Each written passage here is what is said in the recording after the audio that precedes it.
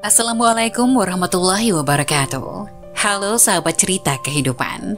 Apa kabar kalian semua? Syukur alhamdulillah kita bisa berjumpa lagi di channel ini. Salawat dan salam selalu tetap tercurah kepada junjungan kita, Nabi besar Muhammad Sallallahu Alaihi Wasallam. Tidak lupa kami sampaikan salam sehat, salam sejahtera. Semoga kita semua tetap dalam lindungan Allah Subhanahu wa Ta'ala. Seperti biasa, kita akan berbagi kisah dari yang unik, menarik, sampai bikin nangis. Semoga bermanfaat.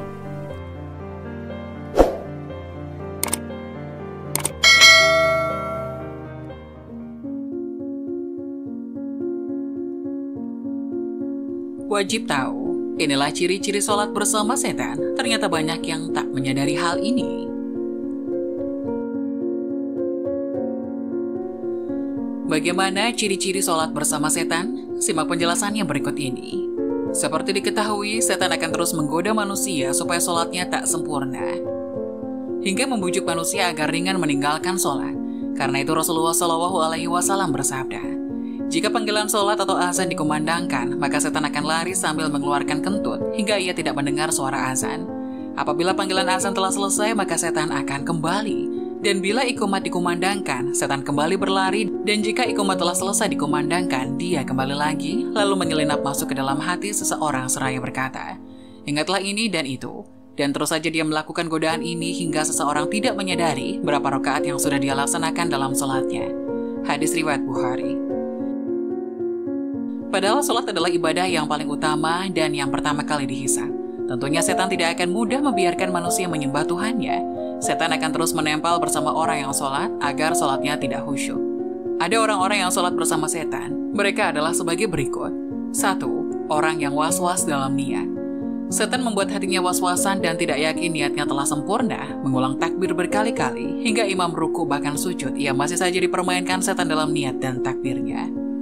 2. Orang yang ingat ini dan itu. Saat tengah sholat, setan akan mendatangi manusia untuk mengingatkan berbagai urusan, hingga sholat seseorang menjadi tidak khusyuk. Dikisahkan suatu hari, Imam Hanafi didatangi seseorang yang kehilangan barang. Ia lupa menaruh barangnya. Oleh Imam Hanafi, orang itu dianjurkan untuk sholat sepanjang malam, hingga menemukan barang yang dicari. Namun baru setengah malam menjalankan sholat, setan membuatnya ingat lokasi barang tersebut. Ketika ditanya mengenai hal itu, Imam Hanafi menerangkan bahwa setan tidak akan senang apabila seseorang hamba khusyuk dalam sholatnya, sehingga setan akan membuatnya mengingat apa yang ia lupakan saat sholat. 3. Orang yang merasa ragu buang angin. Perasaan ragu buang angin atau tidak adalah sebuah gangguan yang setan hembuskan untuk mengacaukan sholat seseorang. Rasulullah SAW bersabda, jika salah seorang di antara kalian merasakan hal itu, maka janganlah membatalkan sholatnya hingga dia mendengar suaranya atau mencium baunya tanpa ragu. Hadis riwayat Ahmad. 4. Orang yang tidak fokus pada sholatnya. Setan akan membuat seseorang yang sedang sholat menjadi tidak fokus dengan mencuri perhatian, menjadikan orang yang sedang sholat menengok ke sana kemari, membaca tulisan di depannya, atau teralihkan oleh dering telepon genggamnya. Dalam sebuah hadis yang diriwayatkan oleh Aisyah radhiyallahu anha, ia berkata, saya bertanya kepada Rasulullah tentang hukum menengok ketika sholat. Rasulullah SAW menjawab, itu adalah curian setan atas sholat seorang hamba. Hadis riwayat Bukhari. 5. Orang yang sholatnya tergesa-gesa. Sholat dengan tergesa-gesa sehingga sholatnya tidak tumak ninah, Rasulullah sangat melarang hal tersebut. Dalam sebuah hadis Rasulullah bersabda, sejahat-jahat pencuri adalah yang mencuri dari sholatnya. Para sahabat bertanya, wahai Rasulullah, bagaimana mencuri dari sholat? Rasulullah menjawab, dia tidak sempurnakan ruku dan sujudnya. Hadis riwayat Ahmad. Dalam hal ini Rasulullah menganggap perbuatan mencuri dalam sholat lebih buruk daripada mencuri harta. 6. Wanita yang sholat ke masjid menggunakan wangi-wangian. Menggunakan wangi-wangian saat ke masjid adalah salah satu perbuatan yang Rasulullah larang. Rasulullah bersabda yang artinya, jika salah satu dari kalian hendak ke masjid, maka janganlah sekali-kali menyentuh wewangian. Hadis riwayat Muslim. Berikut cara agar sholat khusyuk dan fokus ketika menghadap Allah Subhanahu wa Ta'ala. Sholat merupakan salah satu ibadah yang paling sering dilakukan oleh umat muslim. Sholat fardu yang wajib ditunaikan dalam satu hari ada 5 waktu, yakni subuh, zuhur, asar, maghrib, dan isya. Dalam mengerjakan sholat, seseorang dituntut harus fokus pada bacaan dan gerakan atau dengan kata lain khusyuk.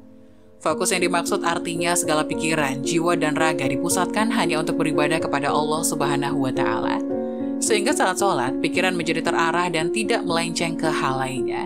Khusyuk dalam melaksanakan sholat merupakan salah satu keberuntungan yang didapatkan seorang muslim, sebagaimana yang dijelaskan di dalam firman Allah Subhanahu wa Ta'ala berikut, yang artinya, sungguh beruntung orang-orang yang beriman, yaitu orang-orang yang khusyuk dalam sholatnya. Quran Surat Al-Mu'minun ayat 1 dan 2. Khusyuk bertujuan untuk mendapatkan ketenangan hati, menundukkan pandangan mata, serta merendahkan diri di hadapan Sang Pencipta.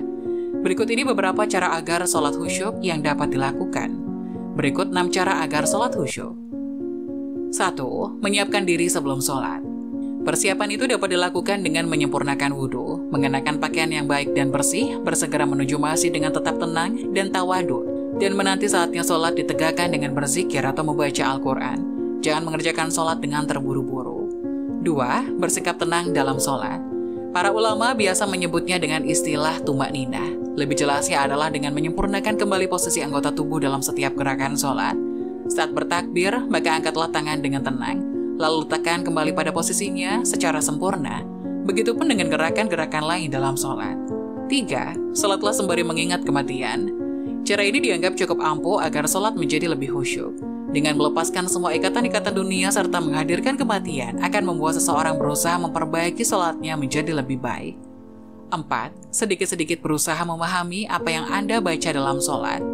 Tanpa memahami maknanya, tidak sedikit umat muslim yang tersentuh bahkan menangis ketika membaca dan mendengar lantunan ayat suci. Tapi akan jauh berbeda rasanya dan kedalamannya bila memahami setiap makna yang terkandung di dalamnya. Oleh karena itu berusahalah untuk memahami sedikit demi sedikit arti dan makna bacaan dalam sholat agar mendapatkan kehusyukan. 5. Bertobat kepada Allah. Sholat adalah momen di mana seorang hamba berkomunikasi dengan Sang Pencipta. Manfaatkan momen ini untuk bertobat atas perbuatan-perbuatan yang menyimpang dari syariat. Dengan begitu sholat seseorang akan lebih khusyuk. 6. Sholat di awal waktu. Menunaikan sholat secara berjamaah di awal waktu akan sangat berimbas pada tingkat kehusyukan seseorang dalam sholat. Sebab waktu sholat masih panjang, sehingga hati akan merasakan ketenangan dalam mengerjakannya. Berbeda halnya jika sholat dikerjakan di akhir waktu, sholatnya bisa jadi akan tergesa-gesa. Semoga penjelasan tadi dapat memberikan hikmah dan manfaat untuk menonton semuanya. Jangan lupa like, subscribe channel ini agar tidak ketinggalan video-video bermanfaat selanjutnya. Sekian dari kami, terima kasih. Wassalamualaikum warahmatullahi wabarakatuh.